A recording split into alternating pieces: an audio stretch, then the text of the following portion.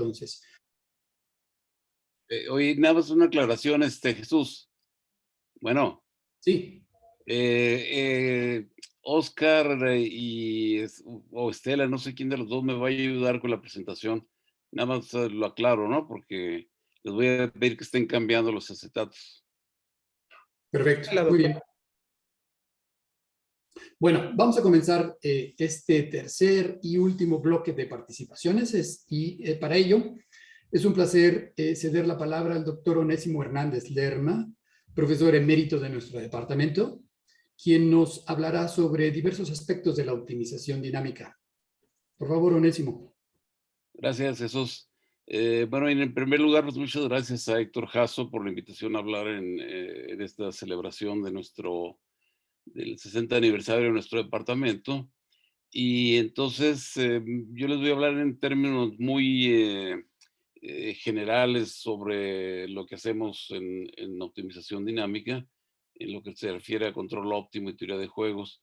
Pero antes les quiero platicar también un poco de mi trayectoria académica, porque el pasado 28 de agosto fue el día del abuelo y como nadie me felicitó, pues aprovecho para platicar un poco sobre esto.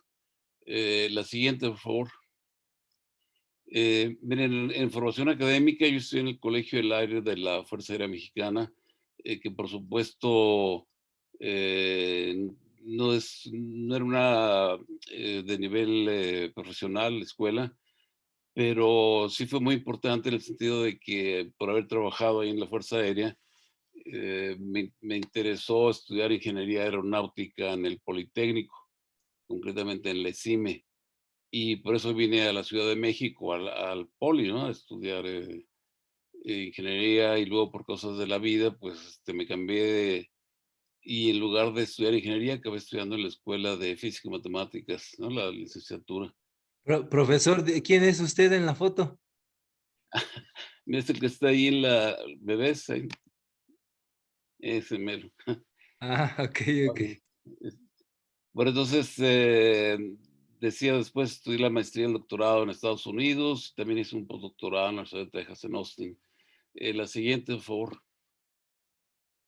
Entonces, miren, en cuestiones de investigación, casi todo lo que he hecho en los últimos 25, no, perdón, más, como 30, 35 años, se refiere al control óptimo, del cual les voy a hablar más adelante.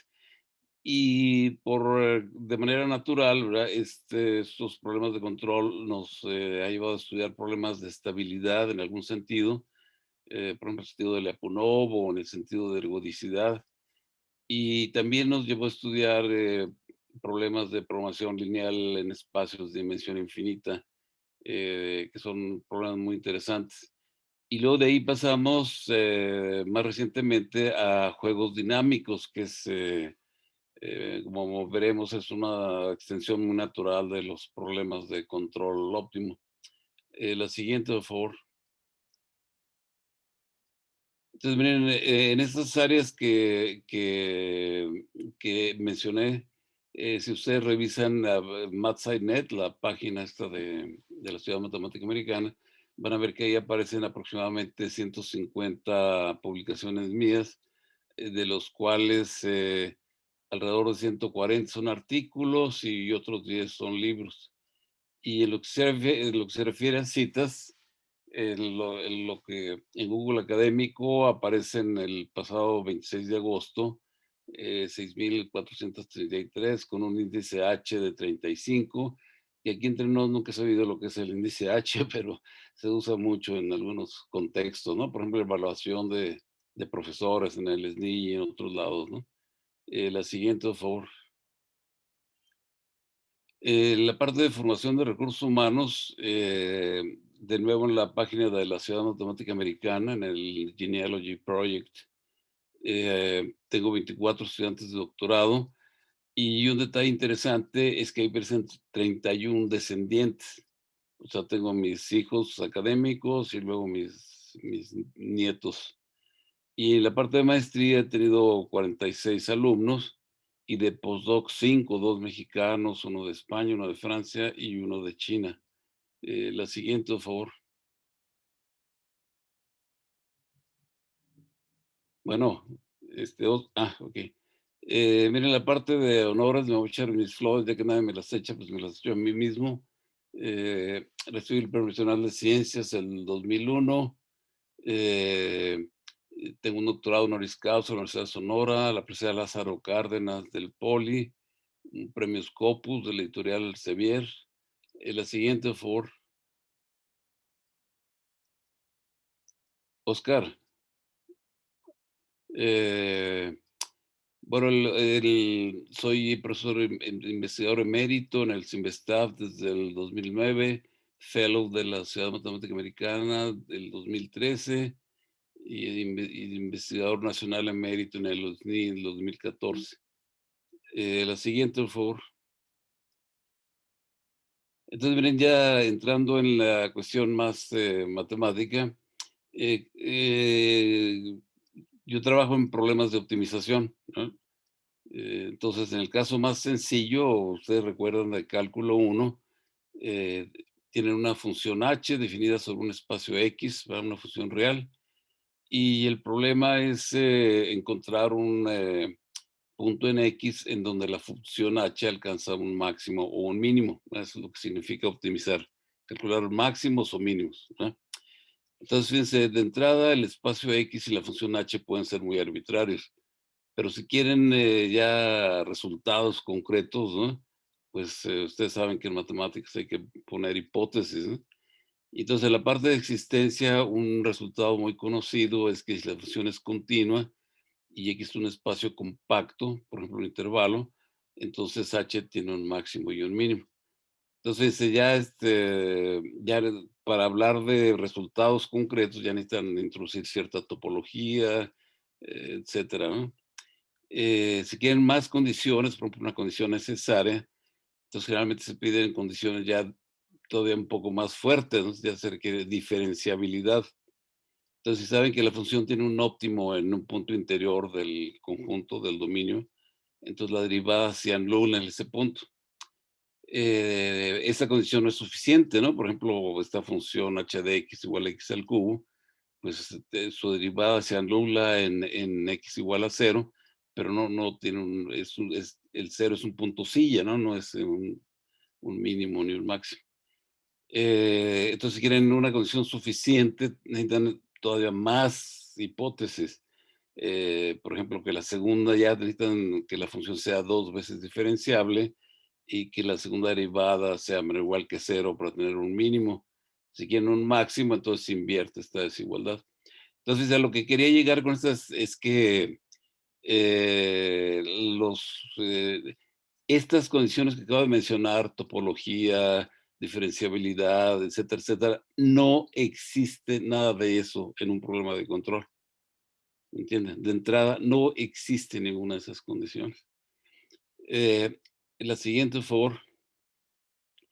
Entonces, en particular, si tienen problemas de optimización con restricciones, por ejemplo, algo tan sencillo como optimizar h sujeto a una función g de x mayor o igual que 0, pero ya las condiciones anteriores no se aplican. Hay que poner más restricciones matemáticas, ¿no? Por ejemplo, una cosa tan sencilla como optimizar la función x cuadrada en intervalo 0, 1, pues es obvio que existe un máximo y un mínimo, ¿no? Pero los resultados que mencioné, pues no se pueden utilizar porque no tienen diferenciabilidad en estos puntos 0 y 1, ¿no?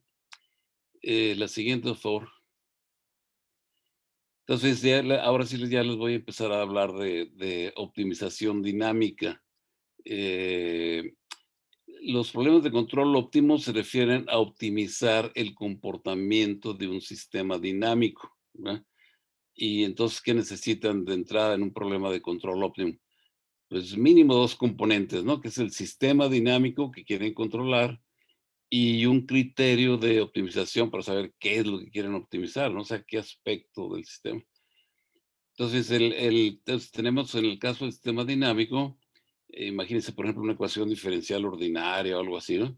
Que depende de ciertos parámetros llamados controles, parámetros A sub t en un conjunto A, donde t es el parámetro de tiempo, ¿verdad? Y entonces la idea es que el controlador selecciona esos controles, ¿no? Son parámetros que uno puede escoger, ¿no?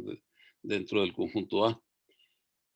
Y con respecto al parámetro de tiempo, pues los casos más usuales, no los únicos, pero los más usuales es cuando el espacio T es un espacio discreto, ¿no? O sea, finito o infinito numerable, o en caso de tiempo continuo, ¿no? Donde generalmente es un intervalo.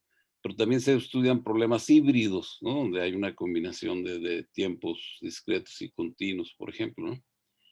Entonces, ya que tenemos el sistema dinámico, podemos usar lo que se llama una política o estrategia de control, que simplemente les dice qué acción tomar en cada tiempo t, ¿verdad? Eh, pero entonces toman distintas estrategias, pues esta función cambia, ¿verdad? Y entonces, por eso es importante este criterio, ¿no? Porque es una manera de medir la reacción del sistema a las políticas de control. Y entonces el problema de control pues, es muy sencillo, ¿no? Optimizar esta función J sobre el conjunto de estrategias y dado que el sistema se comporta de acuerdo con la restricción que introdujimos aquí en la sección 1. Entonces aquí está ya de entrada lo que les decía. Están optimizando una función que puede ser rarísima, ¿no? Esta función J sobre un espacio pi de estrategias, ¿no? Que pueden ser sucesiones en A o funciones o inclusive variables aleatorias. Entonces, de entrada les decía, por eso que los problemas de control son tan especiales, ¿no? Porque no tienen ninguna de las eh, condiciones básicas, ¿no? Diferenciabilidad, continuidad, etcétera, nada de eso, ¿no? La siguiente, por favor. Eh, entonces, miren un ejemplo concreto, nomás para ir fijando ideas. Es un sistema muy conocido que se llama sistema lineal cuadrático o LQ. Se llama así porque la función que quieren optimizar, ¿verdad? Por ejemplo, el tiempo t igual a 0 a t mayúscula, en el caso determinístico a tiempo discreto, ¿verdad? Entonces resulta que la función, esta, digamos, costo total, ¿verdad? Depende en cada tiempo t de una función que es cuadrática en el estado y cuadrática en el control, ¿verdad? Y es lineal en el sentido de que la ecuación de movimiento es lineal en el estado y lineal en el control, ¿verdad? Esta alfa y beta son constantes. Y entonces quieren optimizar esta función, sujeto a esta dinámica, y quieren optimizar sobre todas las políticas estrategias, ¿no? Que en este caso pueden ser sucesiones en RM, por ejemplo, ¿no? La siguiente, por favor. En el caso a tiempo continuo, ¿verdad? Pues van a tener exactamente lo mismo, ¿verdad? Solo que en lugar de sumatorias de series, ahora tenemos integrales, y en lugar de ecuaciones en diferencias, ahora tenemos ecuaciones diferenciales, ¿verdad? Y el problema es exactamente el mismo, les decía, ¿no? La siguiente, por favor. En el caso estocástico, resulta que el sistema dinámico depende de variables aleatorias, ¿verdad?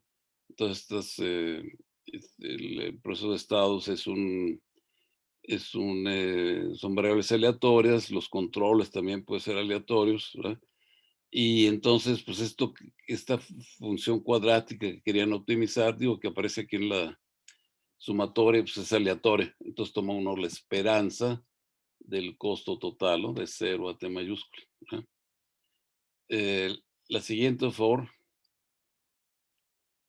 Y en el caso a tiempo continuo, estocástico a tiempo continuo, pues de nuevo, ¿verdad? Van a cambiar las sumatorias por integrales y en lugar de ecuaciones en diferencias, ecuaciones estocásticas, ahora tienen una ecuación diferencial estocástica. Esta parte que aparece aquí es, bueno, es un proceso estocástico, ¿no? Es lo que le llamamos un proceso de Wiener, etcétera, ¿no? Y entonces aquí aparece lo que les mencionaba desde el principio, ¿no? Que un problema de control óptimo es en general un problema de optimización en espacios arbitrarios, entre comillas, ¿verdad? O sea, en contraste con los problemas de optimización clásicos, en un problema de control, a priori no existen condiciones topológicas abiertas, ni algebraicas, ni analíticas, ni nada de nada, ¿no? Entonces, dan un problema de control y entonces el problema es pues, encontrar un contexto adecuado para encontrar una solución del problema, ¿no? Y es ahí donde se empieza uno a meter con técnicas como programación dinámica, el principio del máximo, o inclusive programación lineal, ¿no? Pero transformar, fíjense, quieren optimizar esta función, sujeta esta cosa. ¿Dónde ven ustedes algo lineal? En ningún lado, es imposible. ¿De dónde sacan linealidad? Resulta que este problema, sí, que se ve medio marihuano, lo pueden transformar en un problema lineal. Dice lineal, o sea, quieren optimizar un cierto espacio, ¿verdad? Y todo esto lo transforman en un problema lineal con restricciones lineales, ¿no? Entonces, es una cosa súper interesante, ¿no? Eh, pero bueno, es como llega uno a ciertas técnicas especiales, ¿no? La siguiente, por favor. Ento- Entonces, en los problemas que acabo de mencionar, ¿no? De control o en los de optimización clásica elemental, hay un individuo, un controlador, un decisor que toma las acciones de control, ¿no? Pero en un juego, fíjense, es muy interesante porque un juego es un modelo matemático de interacción entre grupos de individuos llamados agentes o jugadores. Y este término interacción se refiere a situaciones de cooperación o de conflicto inclusive, ¿no? Eh, y entonces ya la cosa se pone medio más interesante, ¿no? Porque entonces ya no está una función, ya no hay un controlador tratando de optimizar una función, sino que tienen un montón de agentes, cada uno queriendo optimizar una función objetivo, y entonces ya no tiene sentido hablar de máximos o mínimos, ¿no? Y habla uno de equilibrios, ¿verdad? Equilibrios de Nash, equilibrios de Pareto, equilibrios de Stackelberg, etcétera, etcétera, una infinidad de definiciones, ¿no? Entonces, un ejemplo concreto que es interesante desde el punto histórico es lo que se llama un oligopolio. La palabra oligopolio viene del latino ligos, que significa pocos, ¿no? Y se refiere a un juego en el que un grupo pequeño de agentes compiten entre sí para controlar un cierto mercado. Entonces pueden pensar, por ejemplo, en las líneas aéreas, ¿no? Que son 5 o 6 empresas aerolíneas controlando el mercado, o los bancos, o compañías refresqueras, y cosas así, ¿no? Y desde el punto de vista histórico, es importante, o es interesante este caso, porque el duopolio de Cournot, que fue que introdujo Antoine Cournot, un economista francés, en la primera mitad del siglo XIX, fue el primer ejemplo de un juego relacionado con un problema de economía. La siguiente, por favor. Oscar. Entonces, como les decía, en un problema de juegos, pues hay eh, N decisores, ¿verdad? N controladores, donde N es el número de agentes. Y como les decía, no tiene sentido hablar de óptimos, ¿verdad? Máximos o mínimos, y entonces se habla de equilibrios. Entonces, para que se den una idea más concreta de lo que estoy hablando, un caso muy sencillo, el caso, digamos, de un juego estático. Tienen un juego en forma normal que depende del conjunto N, que es el número de jugadores.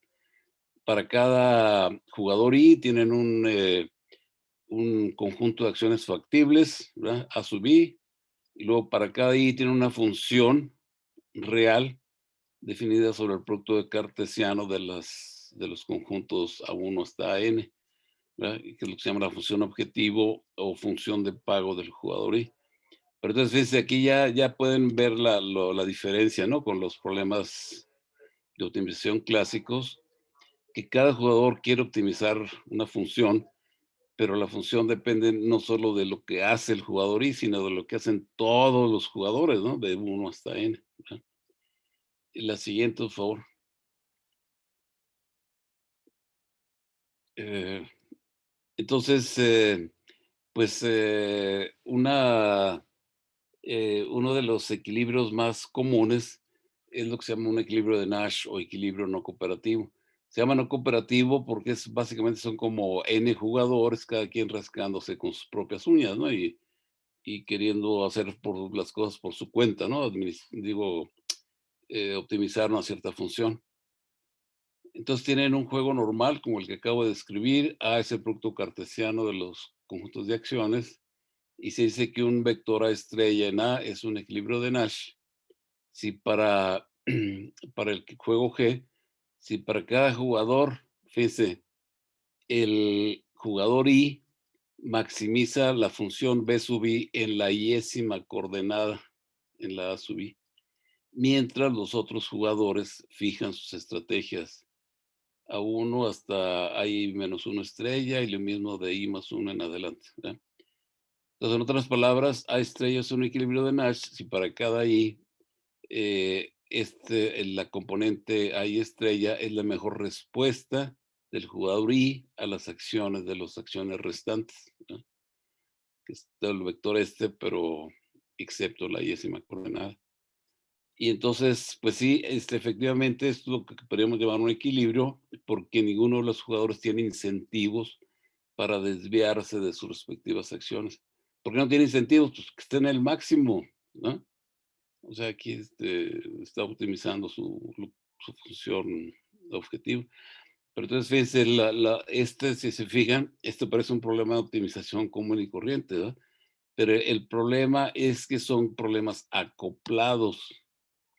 O sea, la solución del jugador I depende de las acciones de los otros jugadores. La siguiente, por favor.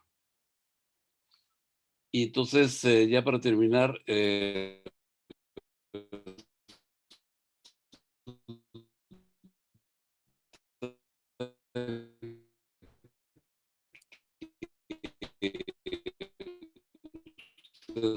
bueno, los dos sacar una moneda y resulta que ustedes calculan la definición, no existe un equilibrio de Nash. ¿Por qué? Pues porque los problemas de optimización están acoplados, entonces encontrar un equilibrio no es trivial, ¿no? Entonces es bien interesante porque la definición de equilibrio de Nash la introdujo Nash en 1950, su tesis doctoral. Y 70 años después hay una infinidad de problemas abiertos para determinar la existencia de equilibrios de Nash, por lo que les acabo de mencionar, de que parecen problemas sencillos, pero no lo son, ¿no? Creo que le voy a dejar, porque ya se acabó el tiempo. Muchas gracias por su atención. Buenísimo, muchas gracias a usted. Muy bien, pues quiero ahora invitar al doctor Nikolai Vasilevsky, quien nos presentará un panorama del análisis y la teoría de operadores en la sede Zacatenco de nuestro departamento. Adelante, Nikolai. Muchas gracias, Jesús. Muchas gracias a todos. Gracias otra vez a todos. Ok, entonces, ¿cómo empezó nuestro grupo? ¿Y cómo empezó todo? De hecho, empezó en una forma muy imprevista y muy sofisticada. Yo estuve trabajando en Ciudad Odessa, en Ucrania, en la universidad. México está muy lejana. Yo sé que sí hay un lugar, México, pero básicamente nada más. Y en 1989, yo estuve con Misha Shapiro en un congreso, segundo workshop on Clifford Algebras and their application in mathematical physics en Montpellier, Francia. Y aquí nos encontramos con Enrique Ramírez de Arellano. Nos hablaremos mucho. Parece que tenemos muchos intereses en común. Y después de ese congreso, intercambiamos por unas cartas, una a otra, expresando ideas matemáticas y hablando en algunos futuros planes. Esta fue, entonces, déjame repetir, en el verano de 1989. Otro evento imprevisto apareció, yo recuerdo, muy exacta en la noche, el 11 de septiembre de 1991. Porque con tan precisidad porque mi hija tiene su cumpleaños en 10 de septiembre, exactamente después del cumpleaños de mi hija. De repente, en la noche, obtuvo una llamada telefónica. Y alguna persona en ruso dice, ¿y que ustedes quieren venir a México? ¿Cómo puede ser en medianoche tan preguntas raras sobre México en idioma ruso? Básicamente, al despertar, yo no puedo entender. Fue una broma, un sueño. ¿Qué pasó? ¿Qué estaba pasando? Resultó siguiente, que Enrique pensaba que tiene sentido poner como profesores visitantes a mí y a Shapira al Sindestav. De parte de Sindestav mandaron un par de cartas, pero no recibimos nada. En aquellas épocas, seguridad y KGB en Unión Soviética trabajan perfectamente. Tiempo pasa. Enrique dice, ¿qué vamos a hacer? Porque planeamos tener visitantes. En ese tiempo estaba en Sindestar Víctor Martínez Oliver, que estuvo estudiando en Moscú, en Rusia, hablaba en ruso perfecto. Enrique dijo a él, Víctor, hay que llamar a gente de Odessa. Y dice, pero está medianoche, no importa, no tenemos tiempo. En esta forma apareció esta llamada. Después nos logramos establecer un contacto, porque no estaba en aquellos tiempos correo electrónico, nada de este estilo, y utilizamos una forma rara, parece que nadie conoce ahora, que es Telex. Y usamos Telex para comunicación. Estaba Telex en un departamento de ingeniería en Sindestav, es cerca de nuestro banco, ahora en nuestra Sindestav. Y mi amiga en Odessa también tenía acceso a Telex. Entonces nos comunicamos y finalmente entendimos que si tenemos una invitación, nos esperan en Sindestav, ahora que hay que hacer traslado. Y finalmente nuestro avión aterrizó en el aeropuerto de México en el 29 de enero de 1992. Entonces, a partir de este tiempo, estoy trabajando en Sindestav.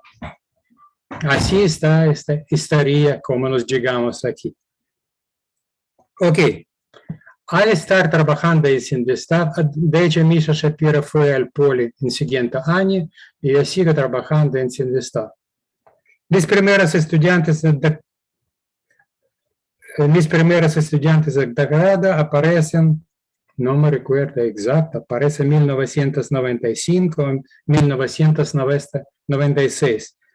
Fueron José Ramírez, Maribel Loaiza y Eliana Carilla. En esta época empecé mi seminario con estas tres estudiantes. Seminario hacemos en mi oficina y ¿qué hacemos?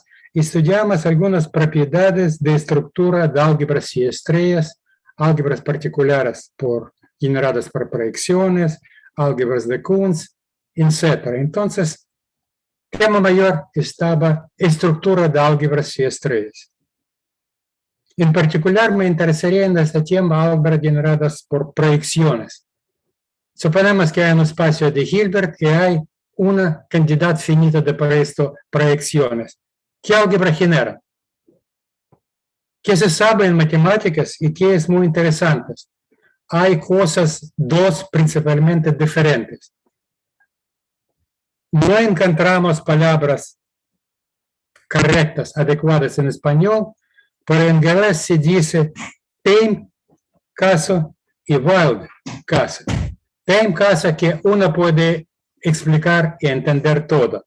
Es el único caso de álgebra generada por dos proyecciones. Aparece que la respuesta es muy fácil.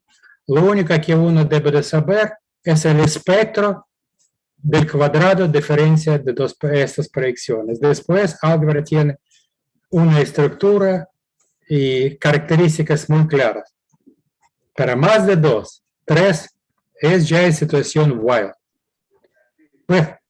Pero si poner algunas condiciones adicionales, se puede convertir esta while a caso T.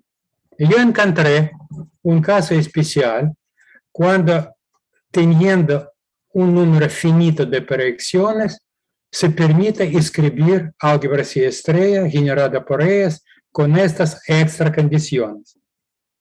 Y como un ejemplo, consideré un caso donde están involucradas operadores de Toeplitz con ciertos símbolos. Y apareció que esos operadores de Toeplitz conmutan. Este permite explicar, como ejemplo, este caso. Y de repente, esas palabras claves, operadores de Toeplitz que conmutan, convirtió en una línea de investigación que nuestro grupo está trabajando 30 años. Primero, nosotras, nuestros alumnos, nuestros colegas en México, después nuestros colegas en el mundo, y esta es ahora una área de investigación muy importante en todo el mundo. De hecho, hay una cosa anecdótica. Un matemático famoso de Alemania, Harald Tuckmayer, una vez dijo: todo el mundo sabe que operadores de Toeplitz nunca conmutan, pero hay un lugar en el mundo donde es conmuta. Este es México. Y esta en cierta forma fue una, digamos, que todo el mundo sabe que esta se nació en México. Ok, esta es, de hecho, empezamos con álgebras conmutativas, después pasamos con álgebra no conmutativa. Esta teoría aún se refiere a operadores de Toeplitz, integra varias áreas, sus métodos, sus herramientas, en particular cosas generales de teoría de operadores, geometría hiperbólica, topología diferencial, topología simpléctica, teoría de representaciones, teoría de cuantización, todo esto. Ok, después fueron primeros estudiantes graduados en esta área. José Ramírez se graduó en 1999, Maribel Loaiza en 2000, y tres de ellas están conectadas por álgebras generadas por proyecciones. Entonces, en cierta forma, fue resultado de nuestro seminario. Después, siguiente época, expansión de nuestro grupo. Primero que entró en nuestro grupo fue Sergei Grutsky. Él estaba como visitante por 3 meses en CINVESTAV en el año 2000, siguiente año 2001 por 2 meses y finalmente incorporó en el CINVESTAV en 2012. Siguiente en turno fue Maribel Loaiza. Como le dijo, ella graduó en el año 2000, después tenía un postdoc en Cuernavaca con Salvador Pérez Esteban, después estaba en un fondo Humboldt en Alemania, otra vez que en esta Harald Tuckmayer, después regresó y empieza a trabajar al Poli y finalmente entró al CINVESTAV en 2007. Entonces, en cierta forma, se puede decir que nuestro grupo se formó en 2007. Pero todo este tiempo tenemos todos los años un seminario regular semanal. En fin, cuando trabajamos en forma presencial en CINVESTAV, tenemos como de 10 a 15 participantes cada semana. Pero en esta época de pandemia, todo se convirtió en línea.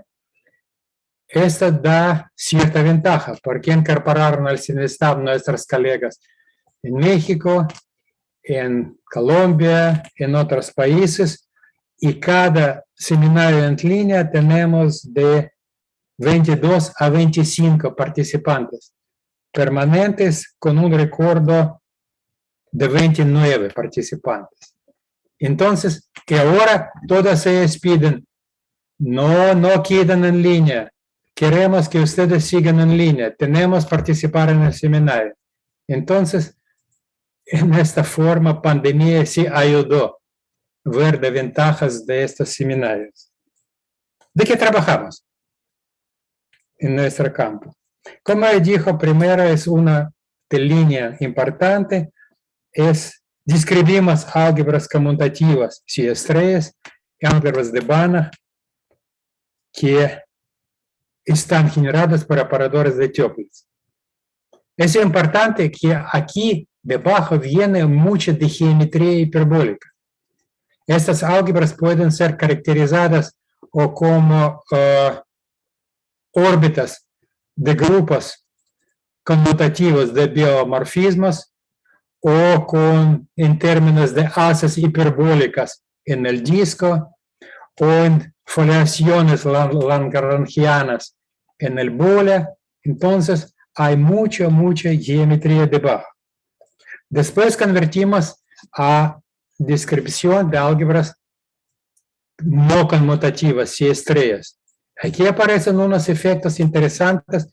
También hay que considerar clases de símbolos que son invariantes bajo de acción de un grupo de biomorfismos del dominio. Aparecen de repente cosas interesantes como espacios invariantes. Entonces debemos describir todas representaciones irreducibles y hay muchas cosas por debajo. Otra forma conectada conmigo es estudio de espacios de funciones muy cercanas a analíticas. Se llaman polianalíticas y antipolianalíticas. ¿Quiénes son? Analíticas son núcleos de ecuación de Cauchy-Riemann. Pero si ponemos ecuación de Cauchy-Riemann en una potencia n y consideramos su núcleo, ese espacio se llama n polianalítico. Un ejemplo simple. Función 1 menos z cuadrado. No es analítica, pero se anula por cuadrado del operador de Cauchy-Riemann. Es 2 polianalítica. Aún tiene muchas propiedades similares con funciones analíticas, pero, digamos, se anula en el círculo unitario 1 menos módulo z cuadrado. Evidentemente es 0 cuando módulo z es 1, pero no es función únicamente 0, es diferencia entre funciones analíticas. Y por ahora es una área muy importante que se desarrolla en todo el mundo. Analíticas, polianalíticas, tiene muchísimas aplicaciones en varias áreas. Otra línea de investigación viene básicamente desarrollada por Sergei Grudsky, sus alumnos y colaboradores. Se basa principalmente en teoría de operadores de Toeplitz en el espacio de Hardy, escalares y matriciales, con coeficientes que tienen discontinuidades del tipo oscilatorio. Esta teoría es muy sólida y tiene muchísimas aplicaciones en varias áreas, como hidroaerodinámica, matemáticas financieras, teoría de opciones, con problemas de resolución problema inicial de ecuación de Cardebek de Vries. Otra línea aquí es estudio de características espectrales de matrices de Toeplitz grandes. Aquí se estudian asintótica de valores propios y vectores propios en caso cuando dimensión de matriz tiende al infinito. Yo no quiero decir más de cosas matemáticas. Aquellos que interesen en esta, bienvenidos a nuestra sección de análisis, donde presentamos nuestras líneas con claridad en detalles matemáticos. Pueden entender y ver todo lo que hacemos. Es muy importante que a partir de Unidad Zacatenca tenemos varios colegas y grupos involucrados en nuestra investigación y varios grupos en México. Es en Poli, Igor Maximenko y sus alumnos, Simat, Guanajuato, Raúl Quiroga, nuestra colega, su grupo. En Jalapa, grupo que está dirigida por nuestros exalumnos, mis alumnos, Josué y Armando. En Mérida ya es grupo generado por Raúl Quiroga. Es en México. Después tenemos mucha cooperación en todo el mundo. En Alemania, en Hannover, en Chemnitz, en Suecia, en Göteborg, en Estados Unidos, en Baton Rouge, Luisiana, en Alaska, en Inglaterra, en Londres, en Colombia, con nuestros exalumnos de doctorado, en Eslovaquia, con un postdoc aquí, Andrei Gutnik, en Rusia, aquí estaba en postdoc, Alexei Karapetyan. Todas están afiliadas en nuestra área. Ahora, para terminar, déjame poner unos datos estadísticos. Si pensar, digamos, en tres, participantes principales en Zacatenca, Grutsky, Maribel y yo, en esta época nos publicamos más de 180 artículos en revistas de prestigio internacional grande, 3 libros de investigación. Graduamos 17 estudiantes de doctorado, 22 estudiantes de maestría. Como ya mencionó Eduardo, en 1997 empezamos un seminario anual, se llama Seminario de Análisis Norte-Sur. En principio, norte significaba Zacatenca. En sur significaba UNAM, Grupo de Salvador Pérez Esteban. Empezamos como seminario mensual, 3 pláticas en norte, otro mes 3 pláticas en sur, en la UNAM. En esta forma. Pero en un año pensaremos que mejor hacer un evento anual, 3 días. En norte sin Vestav, en sur, ahora sur sería Unidad Cuernavaca de Limán. Y este anual se continúa de 1998 hasta inicio de pandemia. Suponemos que después de pandemia podemos seguir con este seminario. Otro evento muy importante está conectado con una serie de conferencias importantes internacionales en nuestra área, se llama IWOTA, International Workshop on Operator Serial Applications. Esta conferencia grandota internacional empieza en años 80 del año pasado y sigue anualmente hasta ahora.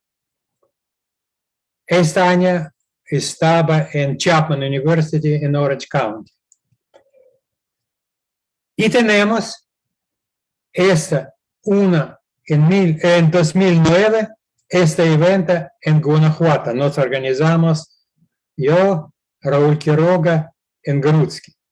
Es muy importante porque vienen especialistas del primer mundo, de primer nivel. Es muy importante en el área. Además, organizamos como 6 congresos internacionales, nuestro grupo. Somos miembros de varias revistas de comités editoriales en varias revistas. En particular, yo soy miembro de comité editorial de 2 revistas más principales en nuestra área. Es Integral Equation and Operator Theory y Complex Analysis and Operator Theory, ambos en Springer. Esto es brevemente que puedo decir sobre nuestro grupo. Déjame repetir otra vez, si interesan en cosas matemáticas más detalladas, bienvenidos a nuestra sección de análisis en octubre 11, 12 y 13. Toda en forma asociada en nuestro evento de 60 años del Departamento de Matemáticas. Muchas gracias, es todo por mi parte. Muchas gracias, Nikolai. Muy bien, ahora es el turno del doctor Isidoro Gittler, quien presentará aspectos de la combinatoria y el cómputo científico que se desarrolla en el departamento. Isidoro, por favor. Hola, buenas tardes. ¿Me escuchan? Perfecto. Sí. Quiero agradecer en particular al doctor Héctor Jasso por la oportunidad que se me ha concedido de platicar brevemente con ustedes sobre el desarrollo de la combinatoria y el cómputo de alto rendimiento en nuestro departamento. Es interesante ver cómo ha crecido en los últimos 30 años el número de investigadores que mencionan a la combinatoria entre sus áreas de interés académico, ya que durante los primeros 30 años del departamento no existía ninguno. Esto no es extraño, ya que hasta los años 80, la combinatoria en general eran investigadores de los departamentos de cómputo. Era considerada como una ciencia de numerar, contar y sobre todo de un acervo de técnicas para resolver ingeniosamente problemas discretos. Sin embargo, reconocidos matemáticos como Giancarlo Rota en MIT insistían en todos los foros posibles que era fundamental que esta área de la matemática fuera incorporada a los departamentos de matemática, en vista de que muchos problemas fundamentales se reducían a problemas combinatorios y su relevancia sería cada vez mayor. Comenzaba todos sus artículos con un pequeño manifiesto insistiendo en esto.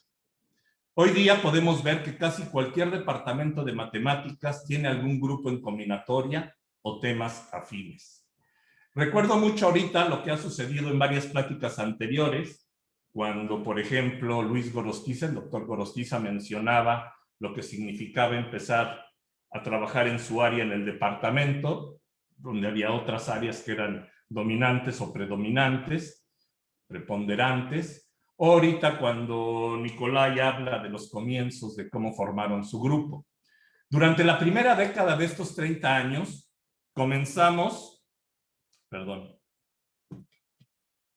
un seminario de combinatoria que no aparecía antes en la vida del departamento. Este seminario tenía como principal objetivo crear un ambiente propicio para el desarrollo de esta temática, ya que era difícil no sentirse aislado, conseguir estudiantes para inscribirse a los cursos sobre estos temas y no se diga para la elaboración de tesis de posgrado. Este seminario generó un gran ambiente que muy pronto trascendió al departamento, ya que tuvimos como invitados a casi todo investigador del país que trabajara en esta área o en áreas cercanas. Realmente se convirtió en un foro interinstitucional donde los distintos investigadores y sus estudiantes de posgrado presentaban resultados más recientes de su investigación. Era como una panadería, donde disfrutábamos del pan recién horneado en nuestras distintas instituciones. Y así pasaban los distintos estudiantes o los distintos investigadores con los resultados más recientes que estaban obteniendo.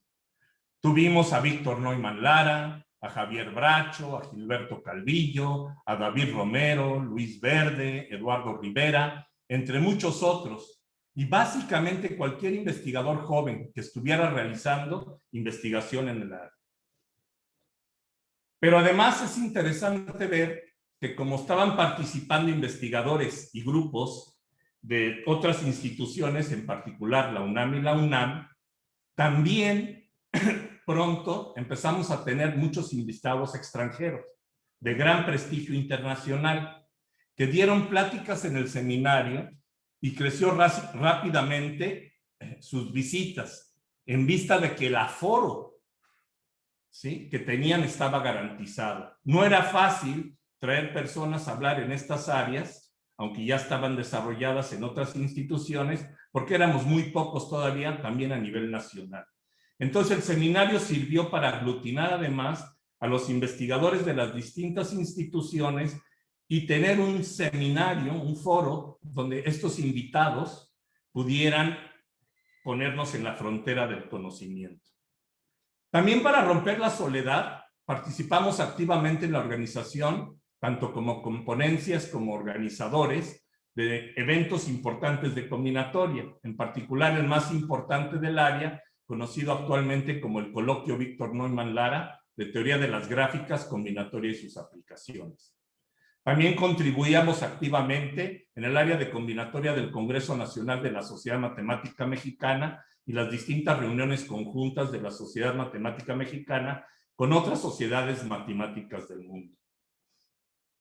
No es de extrañar que mis primeros estudiantes de posgrado vinieran del Departamento de Computación o de otras instituciones que ya tenían una tradición en estas áreas, digamos básicamente la UNAM y la UAM.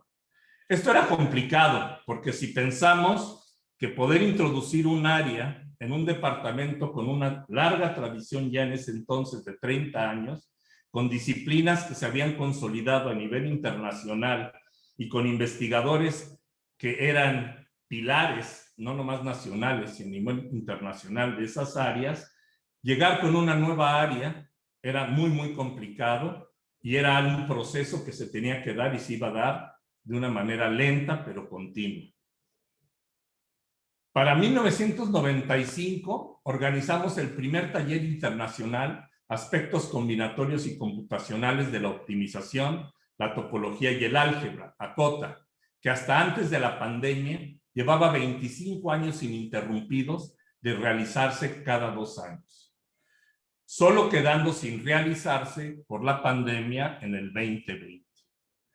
En estas 13 ediciones tuvimos como ponentes a básicamente todos los pilares a nivel mundial de la combinatoria, teoría de grafos, matroides, optimización combinatoria, teoría de diseños combinatorios y ciertas áreas de códigos, computación teórica y algoritmos, que además fungían como editores de las revistas más prestigiadas en esta área y en cuyas presentaciones siempre nos compartían su visión de la frontera del conocimiento en estas áreas. No sé si, creo que Estela iba a poner unos pósters con un poquito de esa época. Ajá.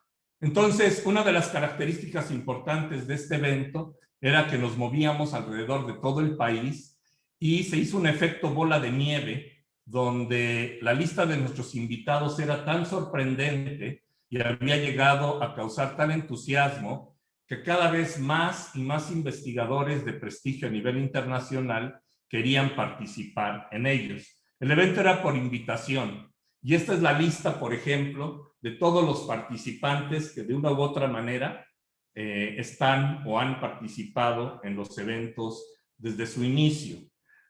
La lista, digo, está la letra muy chica, pero si uno la va viendo con cuidado, están personalidades como Paul Seymour, que es uno de los investigadores que estuvo casi como finalista para una medalla Fields. Están gentes como Mather, Jack Edmonds, pilares de la teoría de matroides y de grafos a nivel histórico, que cualquier libro, cualquier tratado sobre esos temas los va a mencionar. Y así, si vamos recorriendo esta lista, vamos viendo que están representadas todas las áreas principales de la combinatoria y de temas afines. Están participantes de diseños combinatorios, participantes de matroides, participantes de teoría de grafos, etcétera. O sea, podemos ir encontrando optimización combinatoria, cada uno de estos temas representados por los investigadores más prestigiados de esa rama. Esto trajo como consecuencia un intercambio muy importante de estudiantes y de postdoctorantes con las instituciones de donde venían estos investigadores, generando así alrededor de ACOTA un flujo y contraflujo de personalidades, personas, estudiantes, postdoctorantes, que con el tiempo se vendrían a consolidar y consolidar la comunidad de combinatoria a nivel nacional. Pero, cambiando de tema, gracias Estelita, el momento culminante para la combinatoria en el departamento, desde mi muy particular punto de vista, vino cuando se estableció una colaboración con uno de los investigadores más importantes, más productivos y trascendentes de nuestro departamento, el doctor Rafael Villarreal. Este periodo para mí es la época de oro del desarrollo de la combinatoria en el departamento. ya que su influencia, su visión y su inquietud por temas combinatorios trajo como consecuencia que la combinatoria creciera sustancialmente en el departamento. El grupo de estudiantes formados por el doctor Villarreal, junto con otros investigadores aglutinados en seminarios y cursos, hizo que esta área se robusteciera en nuestro departamento. Así, con el tiempo encontramos que cada uno de estos investigadores que manifiestan interés en estas áreas desarrollan exitosamente aspectos diferentes de la combinatoria y áreas afines. Sin embargo, gracias a esta época de intenso intercambio, hoy día la colaboración entre los distintos investigadores y sus alumnos es fluida y constante. Es increíble lo rápido que pasa el tiempo, y esta área en la historia del departamento cumple básicamente 30 años, justo la mitad de los años que cumple nuestro departamento. Han sido 3 décadas de duro bregar, sembrar y cosechar por cada uno de estos 7 investigadores, pero es incuestionable que ha valido la pena si consideramos la bitácora de logros que juntos hemos labrado en este tiempo. Yo no podría hablar, como habló el doctor Vasilevsky, de un grupo. No podría decir que estamos bajo ningún concepto aglutinados como grupo. Sí se puede, y ahorita voy a hacer un poco la diferenciación en términos del grupo liderado por el doctor Villarreal, pero ese tiene su temática propia y no soy yo la persona adecuada para hacer una presentación de los avances increíbles que han logrado en ese grupo de álgebra conmutativa. Lo que sí voy a decir es que hoy día existen 7 investigadores de los 25 miembros del departamento que mencionan la combinatoria o temas afines entre sus áreas de interés. Esto significa que si vemos, después de estas 3 décadas, cerca del 25% de los investigadores del departamento manifiestan un interés por esta área, recordando que en los primeros 30 años había un interés nulo. No sé cuál sería la razón histórica, creo que en general sabemos que pues el departamento había desarrollado y consolidado ciertos temas que ya tenían una fuerza y eran robustos a nivel internacional, y estos eran temas que todavía estaban incorporándose de una manera muy reciente. Casi la misma proporción manifiestan como una de sus áreas de interés el álgebra conmutativa, álgebra combinatoria o álgebra computacional. Y claramente no soy yo el indicado para hablar de estas líneas de investigación formidablemente lideradas por el doctor Rafael Villarreal. De hecho, la intersección se conforma de 5 investigadores. El conjunto de estos 7 investigadores, no visto, vuelvo a insistir, como un grupo, sino personas que manifestamos interés en esta área, han formado más de 25 estudiantes de doctorado en estos años y un número mayor de estudiantes de maestría. Voy a mencionar brevemente quiénes son estos 7 investigadores que lo mencionan. Claramente el doctor Rafael Villarreal, que menciona álgebra conmutativa como su área de investigación, geometría algebraica, combinatoria y álgebra computacional como áreas de interés. El doctor Villarreal es un pilar del departamento con una influencia nacional e internacional que sigue creciendo con los años y que ha dejado ya una huella imborrable en nuestra historia departamental. Luego encontramos al doctor José Martínez Bernal, que manifiesta como su área combinatoria algebraica. Es de los investigadores, digamos, seniors, no sé cuál es la palabra correcta en español, del departamento en el área de álgebra y combinatoria algebraica. Un verdadero erudito en diversos temas de la matemática, profesor que ha influido en la formación algebraica de muchas generaciones de estudiantes. El doctor Martínez siempre ha mostrado un interés genuino en diversos aspectos de la combinatoria y la teoría de códigos. Luego encontramos al doctor Feliu Sagols, que manifiesta la computación, la combinatoria y teoría de grafos. El doctor Sagol es sin duda el experto departamental en los diseños combinatorios y la computación. Un investigador inquieto que ha incursionado en las aplicaciones de la matemática, la teoría de las finanzas y problemas fundamentales en teoría de gráficas como son la hamiltonicidad y problemas afines. Ha formado un gran número de estudiantes de maestría y ha incursionado en muchísimas áreas afines a la combinatoria, y sobre todo esa inquietud lo ha llevado a encontrar aplicaciones no previstas de estos resultados. Luego encontramos a otro de los estudiantes del doctor Villarreal, por eso digo que fue la época de oro, porque de ahí se dedicaron después también a incursionar en temas independientes de la combinatoria, que es el doctor Carlos Valencia, que manifiesta el álgebra conmutativa, la combinatoria y el álgebra computacional, optimización combinatoria y geometría poliedral.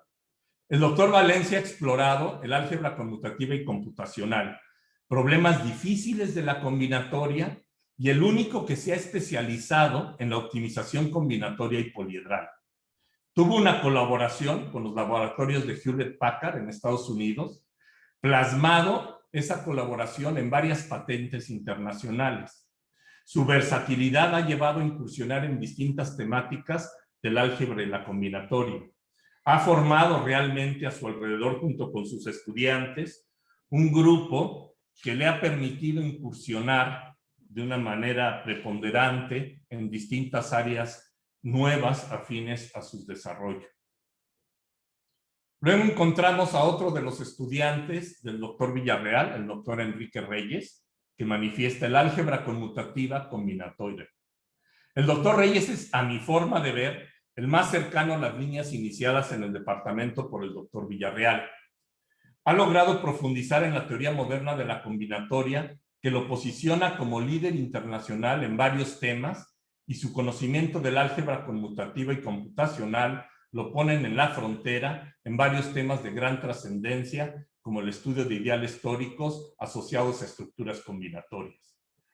Por ejemplo, mostró que toda gráfica tiene al menos una orientación acíclica, para cual el ideal tórico asociado es una intersección completa binomial.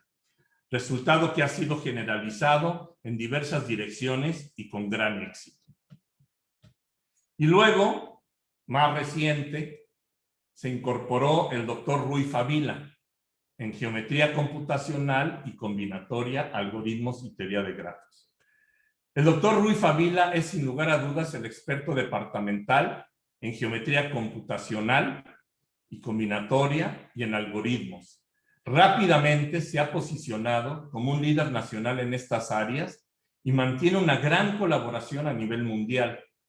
Creo que su labor ha sido fundamental para incorporar al departamento temas de la combinatoria que antes solo se desarrollaban en otras instituciones del país. Su liderazgo se ha vuelto trascendente para la presencia del departamento en distintos congresos e instituciones fuera del país. De alguna manera considero que es de los investigadores que más colaboración internacional, sin contar claramente al doctor Villarreal, ha logrado en los últimos años.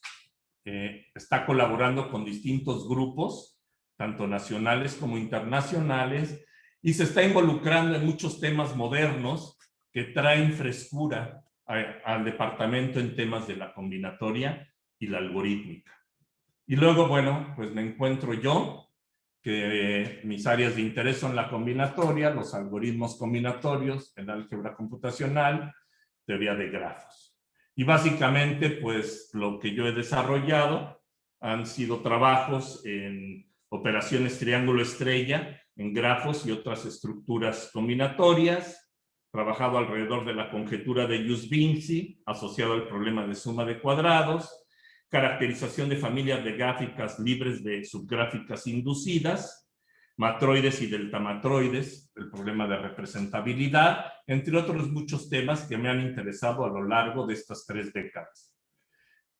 Es interesante que este desarrollo ha ido al parejo en el departamento también de un interés por el cómputo científico, ya que varios de los investigadores del departamento teníamos claro que el desarrollo de la computación tenía un papel más que relevante en el avance de la matemática, la ciencia y la tecnología contemporáneas. Desde un inicio, hace mucho tiempo, formamos el laboratorio de cómputo, tratábamos de que se incorporaran ciertas temáticas en el departamento, tratando de entender que en un momento los estudiantes también tendrían que tener formas de canalizar sus conocimientos y no necesariamente acabar dentro de la academia. Esto era una realidad que se nos estaba presentando de una forma clara y evidente, y entonces había que buscar distintas salidas a esta situación. Así hace 10 años, realmente se empezó en 2011, creamos Abacus, el Laboratorio de Matemática Aplicada y Cómputo de Alto Rendimiento del departamento. Esta iniciativa fue concebida como un espacio de clase mundial que sigue hoy día teniendo en sus instalaciones en La Marquesa, Estado de México, la supercomputadora académica con mayor capacidad de cómputo a nivel nacional. Pero eso no es lo importante de alguna manera es el uso que se le da, y un poco más adelante les vamos a pasar un pequeño video mostrando la capacidad de proyectos que se pueden lograr con este tipo de infraestructura. Esta computadora ocupó el lugar 255 en la lista de junio de 2015 de las 500 supercomputadoras más potentes a nivel mundial, y que junto con 2 computadoras brasileñas lideraban el supercómputo en América Latina. Este laboratorio ha apoyado a más de 150 proyectos científicos de gran relevancia científica y social, de los cuales el más reciente es conocido como Enérgico, Supercómputo y Energía para México, que está apoyado con 4 millones de euros y que involucra a 15 instituciones, de las cuales 7 son mexicanas y 8 son europeas. Abacus es una infraestructura que permite a los profesores y estudiantes del departamento involucrarse en la frontera de la simulación numérica a gran escala y participar en proyectos con importante repercusión científica y social. Ha sido para mí un placer compartir con todos ustedes algunos momentos y reflexiones sobre el desarrollo de la combinatoria y el cómputo de alto rendimiento en la historia del departamento. No me queda más que agradecer su amable atención y soñar que los próximos 30 años serán aún más emocionantes de lo que hasta ahora hemos vivido. Quiero reflexionar un poco más porque varios tocaron, no sé si tengo el tiempo, creo que me quedan unos minutitos. ¿Qué va a ser el futuro del departamento? Y yo creo que un problema general del CIMBESTAB ha sido poder rejuvenecer nuestras plantas, incorporar investigadores jóvenes que permitan de alguna manera que tomemos de nuevo muchas de las temáticas y cambios que ha habido en la frontera de la matemática. Creo que es importante, como se discutió al principio de este evento, insistir ante las autoridades y en general a nivel nacional la importancia de consolidar y desarrollar la matemática como se ha hecho. Digo, la matemática es increíble, somos una comunidad pequeña pero con una gran repercusión mundial. Pues asimismo el CIMBESTAB es una comunidad pequeña de matemáticos con una gran repercusión nacional y mundial. Y creo que para poder continuar con esa tradición es fundamental que podamos insistir en la importancia de contratar a una nueva generación de matemáticos jóvenes que traigan vida nueva a nuestra institución y en particular a nuestro departamento. Quisiera entonces pedir, si me hacen el favor, Estela creo que lo tiene, de pasar un pequeño video sobre lo que ha sido Abacus.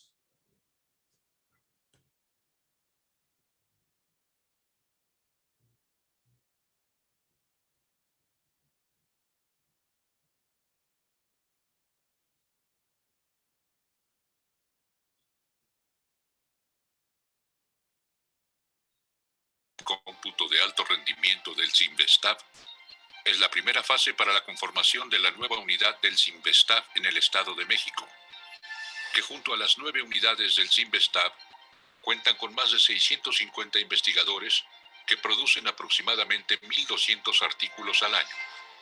El CIMBESTAB Cuenta con más de 2.650 estudiantes inscritos en sus 37 departamentos y 64 programas de posgrado. El CIMBESTAB ha aparecido recientemente en el lugar 109 del mundo y la primera de México entre las instituciones de mayor excelencia académica a nivel mundial. Estamos frente a un edificio escultórico y emblemático, diseñado a partir de la variación de una obra escultórica del artista plástico Sebastián, inspirada en un concepto matemático que conjunta esencia geométrica, superficies curvas, simetría y arte, donde se ha hecho realidad un proyecto que incluyó la instalación de la supercomputadora con mayor poder de cómputo en México y una de las mayores en Latinoamérica, denominada Abacus 1. Cuando adquirimos la supercomputadora Abacus 1 a principio del año 2015, después, en junio del mismo año, aparecimos en el lugar 255 de las supercomputadoras más importantes del mundo. La supercomputadora Abacus 1 está hecha exactamente con el mismo diseño y tecnología que la famosa supercomputadora Pléyades que se encuentra en la NASA. Su capacidad de cómputo es arriba de 430 teraflops, lo que es equivalente a tener 25,000 laptops trabajando conjunta y simultáneamente. La comunicación entre sus diferentes procesadores es a una velocidad tal que podemos transmitir 13 DVDs en un parpadeo. La capacidad de almacenamiento de la supercomputadora Abacus 1 es 6,000 veces todos los documentos que tenemos en la biblioteca José Vasconcelos. Otro punto que es importante resaltar cuando uno está diseñando un centro de supercómputo es el gasto energético. Y precisamente la supercomputadora Abacus 1 es una de las supercomputadoras más ecológicas que existen en el mundo. Obtuvimos esta magnífica herramienta para México por iniciativa del CIMBESTAB y con el apoyo del Consejo Nacional de Ciencia y Tecnología y el Consejo Mexiquense de Ciencia y Tecnología. Ahora Abacus se ha vinculado a la práctica, convirtiendo sus modelos y capacidades en soluciones concretas. Actualmente tenemos investigadores que estudian los procesos que rigen la estructura, evolución y formación de estrellas, agujeros negros y galaxias, malformaciones arteriovenosas en el cerebro, dispersión de ceniza volcánica en la atmósfera, huracanes, dispersión de contaminantes en suelo, agua y aire, y en particular para el problema del logaritmo discreto, para el cual investigadores del Departamento de Computación del CIMBESTAB rompieron un récord criptográfico a nivel mundial. Estas investigaciones están siendo realizadas por primera vez en México, abriendo nuevos campos de investigación. Como ejemplo de proyectos astrofísicos, tenemos el entender cómo a partir del medio interestelar son formadas las estrellas y los planetas, fenómenos de acreción a agujeros negros y el desarrollo de una base de datos con 70,000 modelos de atmósferas de estrellas masivas, constituyendo un avance científico y tecnológico a nivel mundial. Por más hermosa que sea, la Tierra no deja de ser un planeta violento. Los fenómenos naturales llegan a ser fatales dependiendo de diferentes circunstancias. Abacus está desarrollando un sistema de evaluación de impacto de la ceniza volcánica sobre el tráfico aéreo en tiempo real en aeropuertos de México. El programa acopla resultados de modelos numéricos de dispersión de ceniza con datos de tráfico aéreo y es aplicado a la evaluación del impacto que la ceniza volcánica emitida por los principales volcanes activos ubicados cerca de aeropuertos importantes tiene sobre la aviación civil. Un ejemplo más, el proyecto mexicano de hemodinámica cerebral de Abacus. ¿Por qué estudiar el flujo de la sangre en el cerebro y en qué podemos ayudar a neurocirujanos en el entendimiento y tratamiento de sus pacientes? Abacus está desarrollando modelos de arterias de pacientes del Instituto Nacional de Neurología y Neurocirugía Manuel Velasco Suárez y del Hospital Regional de Alta Especialidad de Ixtapaluca. ¿Qué se pretende conseguir a través de estos modelos numéricos precisos? Ayudar a neurocirujanos en el entendimiento y tratamiento de pacientes, en particular con malformaciones arteriovenosas o MAVS. Hemorragias asociadas a MAVS pueden tener desenlaces devastadores en los pacientes.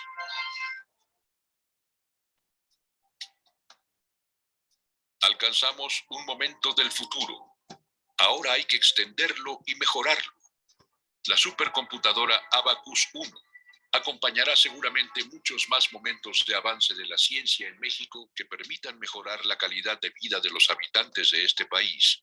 Ahí radica el verdadero valor de este laboratorio de ciencia aplicada para orgullo y beneficio de los mexicanos.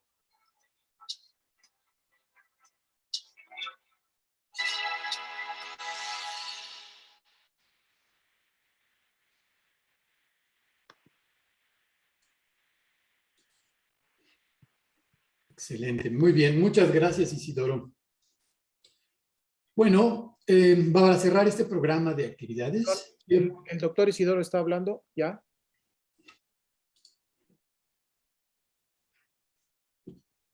Activa. Micrófono, Isidoro.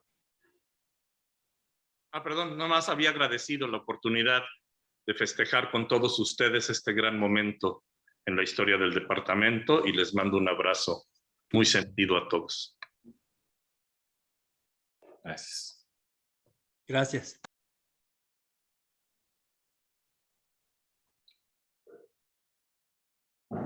¿No se escucha, Jesús? Parece que tienes el micrófono. Listo. Gracias. Muy bien, continuando entonces, estamos listos para cerrar el programa de actividades y para ello quiero pedirle al doctor Héctor Jasso, jefe del Departamento de Matemáticas del CIMBESTAF, nos dirija sus comentarios finales a efecto de dar por concluido este inicio formal del festejo de los primeros 60 años de existencia de nuestro departamento. Héctor, adelante, por favor. Y muchas gracias, Jesús. Buenas tardes a todos.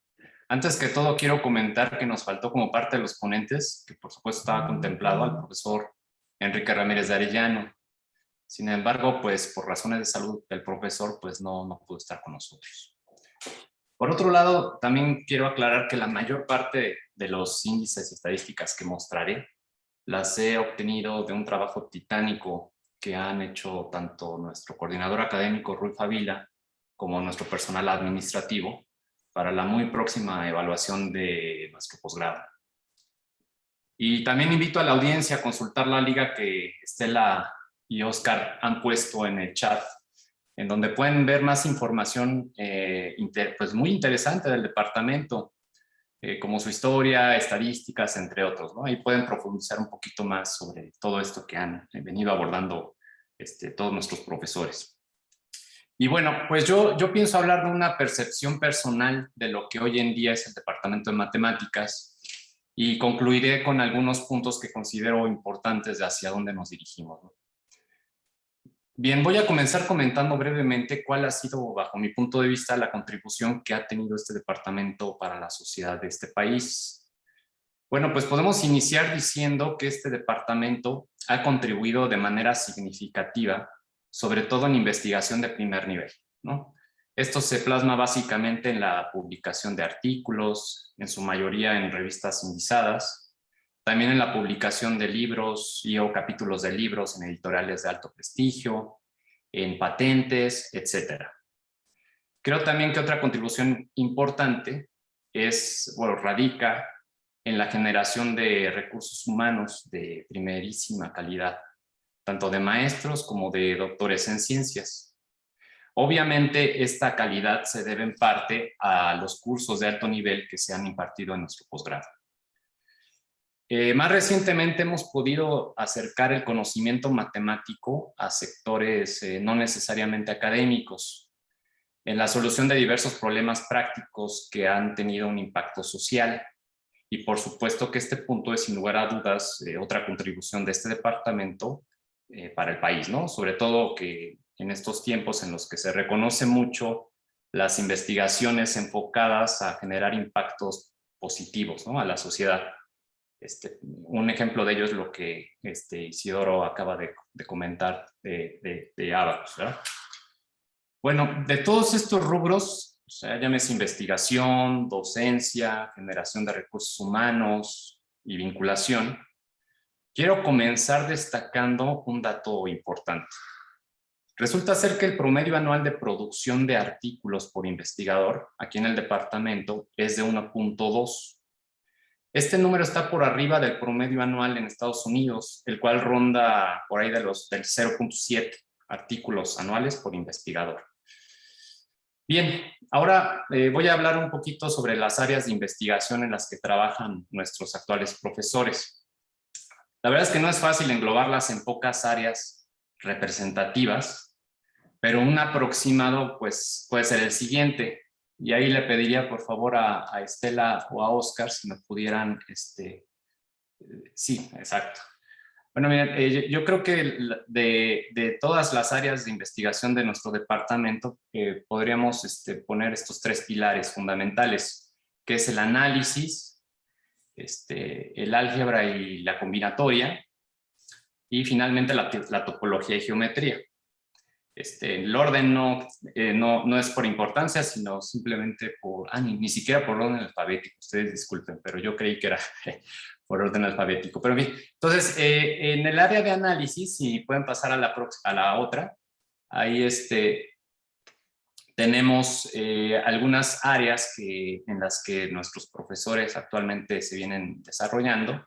La primera, bueno, está la probabilidad de los procesos estocásticos, las transformaciones conformes, y después de ver la plática de Mike, también debería añadir y las casi conformes, las matemáticas financieras, la física matemática, el análisis complejo, la teoría de operadores, las matemáticas aplicadas, la teoría de control y de juegos, digamos que entre otras, ¿no? Pero digamos que estas son las que se vienen actuando. Les comento que es difícil plasmar todas en un diagrama. Bueno, como pueden ver, pues ya muchas de estas áreas ya las han profundizado algunos de nuestros profesores, tanto históricamente como introducir un poquito lo que son. Bueno, entonces esto es en cuanto al área de análisis. La siguiente, por favor. Creo que ahí está. En la parte de álgebra y combinatoria, pues encontramos profesores muy activos en el álgebra conmutativa, en las matemáticas discretas, en la geometría computacional, en el álgebra no asociativa, en el álgebra combinatoria, en la teoría de números y en las matemáticas aplicadas. Como pueden ver, matemáticas aplicadas también tiene intersección con el análisis, porque bueno, el nombre de matemáticas aplicadas pues es un término bastante amplio, ¿no? Y finalmente, la última, por favor. Bueno, en cuanto a la topología y la geometría, nuestros profesores se han desarrollado, por supuesto, en geometría algebraica, que es una de las áreas más importantes de nuestro departamento. También en física matemática, ¿no? O sea, física matemática también tiene esta intersección entre topología, análisis, geometría. Por supuesto, la geometría algebraica, la geometría simpléctica, la geometría diferencial, entre otras, ¿no? Pero digamos que estas son las más representativas. Lo quise poner en forma de diagramas para que quedara más claro. Bueno, entonces, si gustan, ya pueden dejar de compartir. Ya lo demás lo voy a seguir mencionando. Bueno, ahora bien, actualmente nuestro personal académico, ya lo habían dicho por ahí, está conformado administrativamente por 24 investigadores y una cátedra CONACYT. Sin embargo, en la práctica y académicamente hablando, en realidad somos 25 investigadores, que hacemos las mismas tareas diarias de investigación, de docencia, de generación de recursos humanos y de vinculación. Un dato importante acerca de nuestra planta académica es que el 96% son miembros del Sistema Nacional de Investigadores, por sus siglas SNI. Y de hecho, la razón de no contar con la cifra del 100% se debe a que uno de nuestros profesores estuvo desempeñando un cargo administrativo muy importante que le imposibilitaba, de cierta manera, cumplir con sus labores de investigación. Pero es un hecho que este año se volverá a reincorporar y volveremos a tener la cifra del 100%. Otro dato importante en este tema del SNI es que de ese 96%, el 70% se encuentra entre los niveles 2 y 3. Más aún, 3 de ellos son investigadores nacionales eméritos. Bueno, eso es en cuanto al SNI. Ahora voy a hablar un poquito sobre las actividades del día a día que el departamento tiene. Aunado a los cursos que se imparten, destaco primeramente la realización del coloquio departamental, que es un evento mensual en el que matemáticos reconocidos dictan conferencias de diversos temas de las matemáticas. Otros eventos comunes son obviamente los seminarios especializados. Dentro de estos destaco el seminario de estudiantes, que es una iniciativa de los mismos estudiantes y que promueve esa transferencia de ideas, ¿no?, en diversas ramas de las matemáticas entre los involucrados, ¿no? Un evento que no voy a dejar pasar, es muy importante para nosotros, son las famosas Solomon Lefschetz Memorial Lecture Series, cuyos invitados, como ya lo había comentado anteriormente Eduardo Santillán, son matemáticos que han recibido los más prestigiosos premios internacionales de matemáticas. Por ejemplo, a lo largo de la historia de este evento, si no estoy mal, 6 medallistas Fields han dictado conferencias en este evento. Otro evento que también es importante para nosotros es la SOCEADEM Memorial Lecture Series. Este evento se realiza de manera anual, al igual que el anterior, y consiste de 3 conferencias comúnmente dictadas por matemáticos jóvenes de distinción internacional. Y bien, concluyo esta sección de eventos con las escuelas de verano, que están dirigidas a estudiantes de los últimos semestres de licenciatura en matemáticas o carreras afines, con el propósito de conocer el trabajo tanto de profesores del departamento como de estudiantes avanzados de doctorado. Ahora permítanme dirigirme un poquito a la parte de nuestro posgrado. Lo primero es que quiero destacar que tanto el programa de maestría como el de doctorado han cumplido cabalmente su función en cuanto a la formación de recursos humanos de primera calidad. Y una prueba de ello es que ambos programas han estado en el Programa Nacional de Posgrado de Calidad, por sus siglas PNPC, desde su creación. Y más aún, desde que se implementaron estos diferentes niveles de PNPC, nuestros 2 programas han contado desde un inicio con el nivel de competencia internacional, lo cual nos destaca de muchos posgrados en el país. Ahora bien, me gustaría mencionar algunos datos interesantes de nuestro posgrado. Un dato interesante es el siguiente. Resulta ser que el 39% de nuestros egresados de doctorado pertenecen hoy en día al SNI. O sea, el 39%. También la mayoría de nuestros egresados de doctorado, no solo de ese 39%, se han empleado como profesores o investigadores en las mejores universidades y centros de investigación de México y de América Latina. Conviene destacar la constante llegada de estudiantes extranjeros que han venido a estudiar el posgrado con nosotros.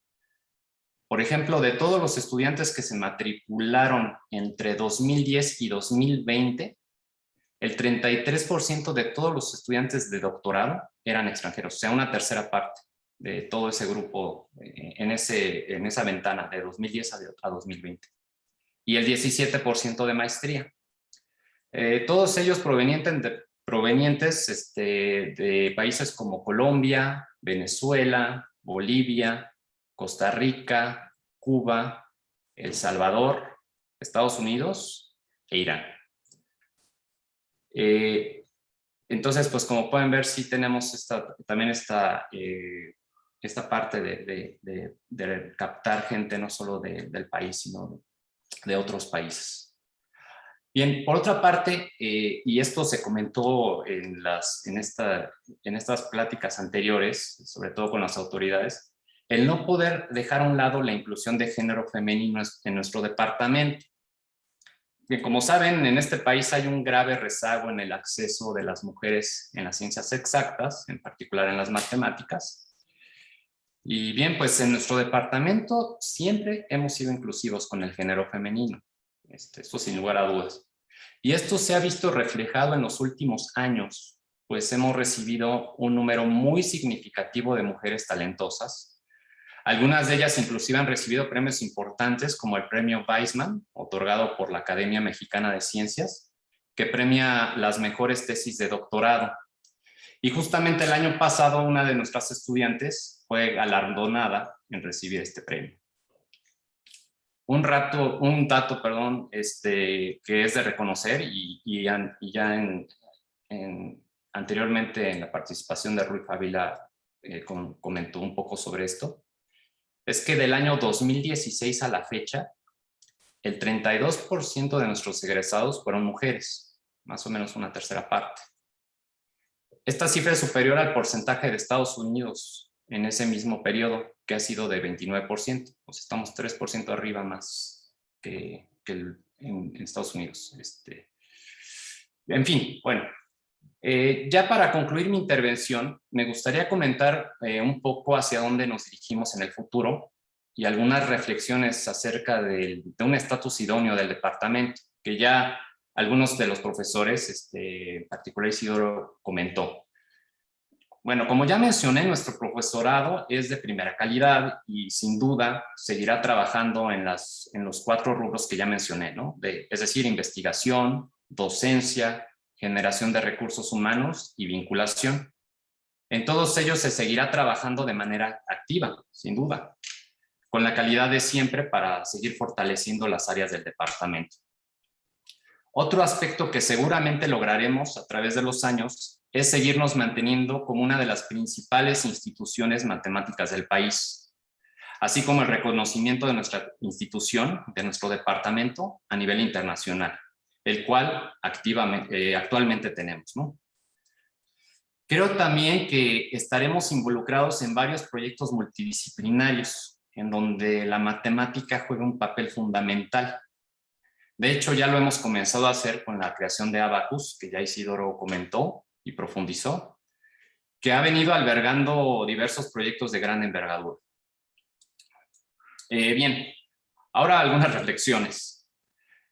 Resulta ser que la edad promedio de nuestros profesores ronda por ahí de los 58 años. Este dato es interesante porque refleja, por una parte, este entusiasmo y energía que muchos profesores siguen teniendo en sus actividades de investigación, ya que, por ejemplo, todos nuestros profesores que pasan los 58 años, o sea, este promedio, siguen trabajando y entregando resultados de manera ejemplar. Sin embargo, nos gustaría reponer y, de ser posible, aumentar la plantilla de profesores, buscando de preferencia talento joven y, dentro de lo posible, poder combinar la experiencia del profesorado actual con ese ímpetu y energía del talento joven. Por otra parte, es claro que los cimientos de cualquier tecnología pues, resultan ser sus bases teóricas, ¿no? Mismas que se fundamentan en la ciencia básica. Y hablo de ciencia básica porque en este sentido queremos seguir fomentando la investigación en matemáticas básicas y expandirnos sin lugar a dudas a otras vertientes de temas que hasta ahora pues, no se han trabajado en el departamento. Pero a la vez queremos montarnos en esta ola de tendencias de investigación mundial y estar también a la vanguardia en temas atractivos que automáticamente seguirán enriqueciendo los 4 rubros que ya mencioné. Bueno, pues con esto concluyo mi intervención, no sin antes agradecer a todos los miembros de este departamento que lo han puesto en el lugar que hoy en día pertenece, desde el personal de intendencia hasta nuestros investigadores, pasando por nuestro auxiliar en el offset, Omar, quien nos ayuda en varios aspectos de imprenta y diseño gráfico, nuestros auxiliares de investigación, José Luis, Estela, Oscar, quienes nos apoyan de manera excepcional en la parte de cómputo, y qué decir de nuestras secretarias Adriana, Anabel y Roxana, y un poquito yéndonos más atrás a Laura, Norma e Hilda.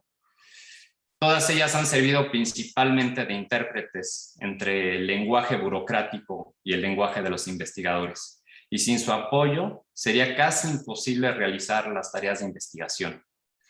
Pues con esto pues doy las gracias y felicidades al Departamento de Matemáticas por su 60 aniversario. Regreso el micrófono a Jesús. Muchas gracias, Héctor. Pues hemos llegado al final de las actividades. Y quiero expresar mi agradecimiento a los participantes, como dice Héctor, a todo el profesorado, en particular a Estela Hernández y Oscar Méndez, que gracias a su apoyo técnico fue posible hacer esta transmisión, Y no me resta pues más que agradecer la presencia de toda la audiencia y desearle a nuestro departamento de matemáticas un muy feliz aniversario. Enhorabuena.